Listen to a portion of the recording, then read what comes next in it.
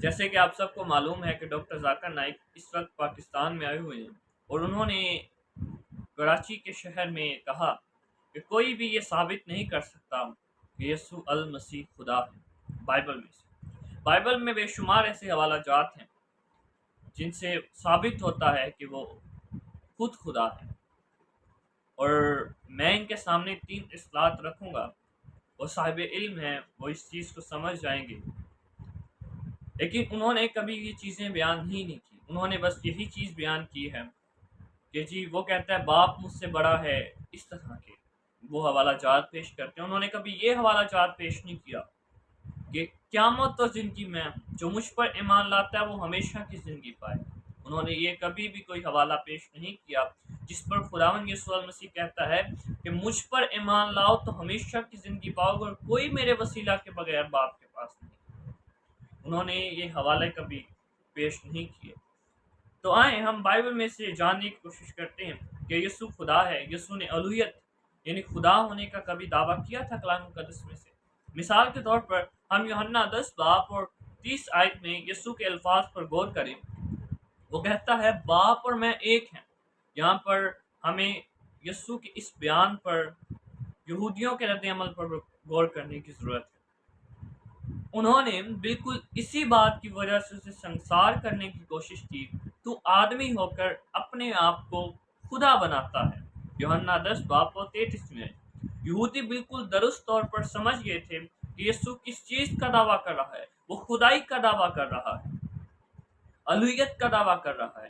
جس وقت یسوع یہ کہہ رہا تھا کہ باپ اور میں ایک ہیں، تو یہودی سمجھ گئے تھے کہ وہ کس چیز کا دعویٰ کر رہا۔ یوحنا 8 باب اور 58 آیت میں ایک اور مثال ہے۔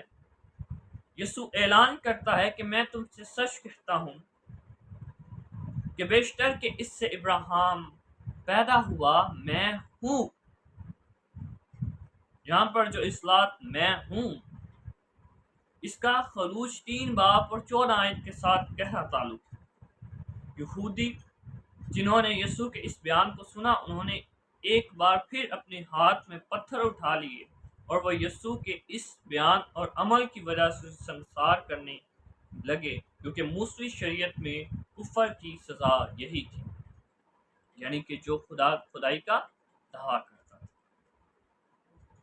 اور پھر ہم دیکھتے ہیں کہ یسوع کے جو پیروکار تھے، جو اس کے حالیہ وقت میں جو اس کے ساتھ اس کے پیچھے چلتے تھے یا اس کے ساتھ خدمت کرتے تھے، کیا وہ خدا ہونے کا اعلان کرتے ہیں؟ اور یسوع نے کیا انہیں منع کر دیا تھا کہ نہیں میں خدا نہیں ہوں؟ آئیں ہم دیکھتے ہیں۔ یوحنا یسوع کی الوہیت کے عقیدے کو بار بار دہراتا ہے۔ کلام میں لکھا ہے کلام خدا تھا اور کلام مجسم ہوا۔ یہ آیات واضح طور پر اس بات کی طرف اشارہ کرتی ہے کہ یسوع مجسم خدا ہے۔ یسوع مجسم خدا ہے۔ اعمال 20 باب اور 28 آیت بیان کرتی ہے کہ پس اپنی اور اس سارے گلے کی خبرداری کرو جس کا روح القدس نے تمہیں نگہبان ٹھہرایا ہے، تاکہ خدا کی کلیسیا کی غلہ بانی کرو، جسے اس نے خاص اپنے خون سے مول لیا۔ یہاں پر کس نے کلیسیا کو اپنے خون سے مول لیا ہے؟ یسوع مسیح نے۔ اور یہ آیت اعلان کرتی ہے کہ خدا نے اس کلیسیا کو خود اپنے خون سے مول لے لیا ہے، اس لیے یسوع خدا ہے۔ یسوع کا شاگرد توما یسوع سے مخاطب ہو کر کہتا ہے کہ اے میرے خداوند، آئے میرے خدا۔ کیا کہتا ہے؟ اے میرے خداوند، آئے میرے خدا۔ یوحنا 20 باب اور 28 آیت میں بیان ہے۔ یسوع اس کے اس بیان کو غلط قرار دے کر اس کی درستگی ہرگز نہیں کرتا۔ یسوع نے یہ نہیں کہا مجھے خداوند خداوند نہ کہو۔ یسوع نے اس کے اس بیان کو غلط نہیں کہا۔ جب ہم تیتکس اس کا 2 باب اور 13 آیت ہماری حوصلہ افزائی کرتی ہے، اس میں ہم دیکھیں تو ہم اپنے بزرگ خدا و منجی یعنی یسوع المسیح کے جلال کے ظاہر ہونے کے منتظر رہیں۔ دوسرا پطرس 1 باب 1 آیت بھی دیکھیں۔ عبرانیوں 1 باب اور 8 آیت میں خدا باپ اپنے بیٹے یسوع کے بارے میں کہتا ہے مگر بیٹے کی بابت کہتا ہوں، اے خدا تیرا تخت۔ باپ اپنے بیٹے کی بابت کہتا ہے، تیرا اے خداوند تیرا تخت ابدالآباد تک ہمیشہ قائم رہے گا، تیری بادشاہی کا عصا راستی کا آزار۔ خدا اپنے بیٹے کے لیے کون سی بات استعمال کرتا ہے، کون سا لفظ؟ خدا کا لفظ جو ہے وہ استعمال کرتا ہے۔ وہ کہتا ہے اے خدا تیرا تخت عبدالآباد تک قائم رہے گا۔ مکاشفہ کی کتاب میں ایک فرشتے نے یوحنا کو ہدایت کی اور وہ صرف خدا کو ہی سجدہ کرے، مکاشفہ 19 باب اور 10 آیت۔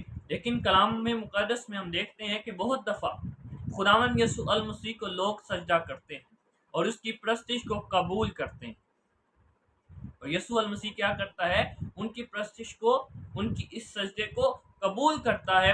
متی 2 باب اور 11 آیت، 14 باب اور 33 آیت، 28 باب اور 9 تا 17 آیات، لوکا 27 باب 52 آیت، یوحنا 9 باب اور 36 آیت۔ جب بھی لوگوں نے یسوع کو سجدہ کر کے اس کی پرستش کی، اس نے نہ تو کبھی انہیں روکا اور نہ ہی کبھی ان کی سرزنش کی۔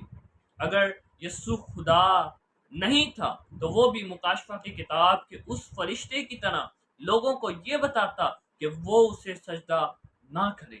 اور ان کے علاوہ کلام مقدس کے اور بھی بہت سارے حوالہ جات ہیں جو خداوند یسوع المسیح کی الوہیت کو ظاہر کرتے ہیں، جو آپ اپنے بڑے بڑے کروسیڈ میں نہیں بیان کرتے، جو آپ لوگوں کو وہ حوالہ جات نہیں بتاتے۔ اور اب بات آ جاتی ہے کہ یسوع کے خدا ہونے کی وجہ کیا ہے۔ یسوع کے خدا ہونے کی سب سے بڑی وجہ یہ ہے کہ اگر وہ خدا نہیں تھا تو پھر اس کی موت پوری دنیا کے لیے گناہوں کا کفارہ ہونے کے لیے ناکافی ہے۔ پہلا یوحنا 2 باب اور 2 آیت۔ اگر یسوع خدا نہ ہوتا تو وہ ایک مخلوق ہوتا، تو پھر ایک مخلوق کے طور پر وہ لامحدود غیر فانی خدا کے خلاف کیے گئے گناہ کا لامحدود کفارہ کسی صورت ادا نہ کر سکتا، اور مر کر پھر وہ مردوں میں سے جی اٹھ کر گناہ اور موت پر اپنی فتح یابی ثابت نہ کر سکتا اگر وہ خدا نہ ہوتا۔ آپ نے کلام مقدس میں سے بے شمار مرداؤں کو زندہ ہوتے دیکھا، اور ان کو زندہ کون کرتا ہے؟ جا کے خداوند یسوع المسیح۔ اور اس کی شاگرد جب آپ پڑھتے ہیں تو وہ خداوند یسوع المسیح کے نام سے مردوں کو زندہ کرتے ہیں۔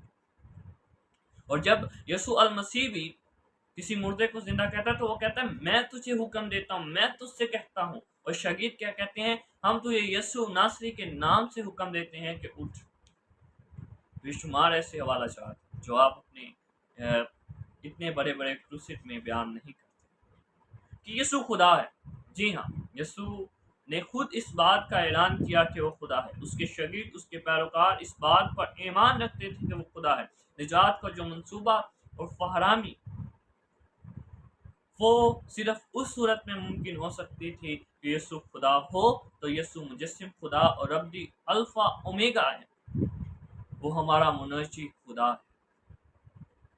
بے شمار ایسے حوالہ جات ہیں جو بیان کیے جائیں، لیکن آپ کا ایک ہی جملہ ہوتا ہے بائبل بدل گئی۔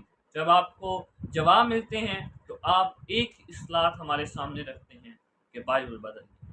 دراصل بائبل نہیں بدلی، بائبل تب بھی وہی تھی، بائبل اب بھی وہی ہے، اور بائبل ہمیشہ تا قیامت تک وہی رہے گی۔